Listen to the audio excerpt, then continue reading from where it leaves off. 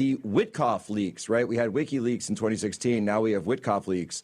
And this was something that I actually had predicted earlier this week. I said, when the Seditious Six came out, what they're doing is, yes, we're doing seditious. What they're doing is undermining the chain of command. But what they're clearly doing in the first vein is calling for a leak of classified information. And I predicted, and we've got the clip of this, I said, you will see a leak of classified information pertaining to the talks between Ukraine, the U.S., and Russia. And what did we see just a few hours later was exactly that. Steve, it's an old dog. You can't teach it new tricks. The deep state, they have one playbook and they only know one playbook. So that's what they're doing. They're trying to stop this peace deal because they want to keep the Ukraine war going. Because unfortunately, the good people, the Christian people, by the way, of Ukraine, that's what so much of this is about, getting Christians to fight other Christians in a new war. And that's perhaps a topic for a Thanksgiving Sunday special or something like that. But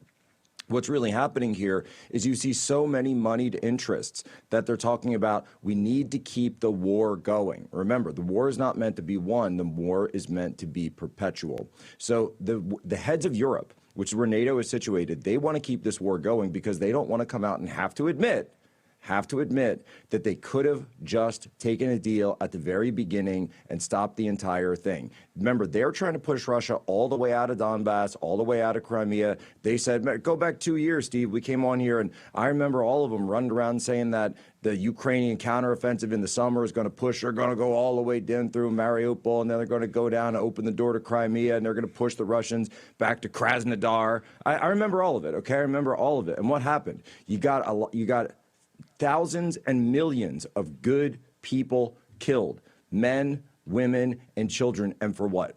For what? So you could continue to sit on your throne. Why? Because the leaders of Western Europe know that they're about to be overthrown if they can't distract their own populace with these rumors of war and future war, because they don't want people opening up to what Alex was just talking about, the mass invasion of their own countries.